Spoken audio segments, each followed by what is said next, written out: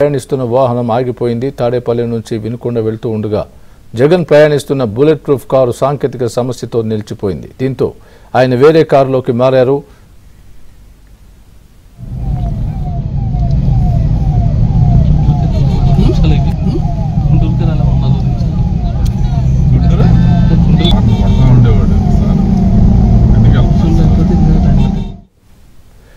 దీన్ని అదునుగా భావించిన వైసీపీ శ్రేణులు సాక్షి మీడియా తప్పుడు ప్రచారాన్ని ప్రారంభించింది. జగన్ కి పాత వాహనం కేటాయించారని మీడియాలో తప్పుడు ప్రచారం మొదలుపెట్టింది.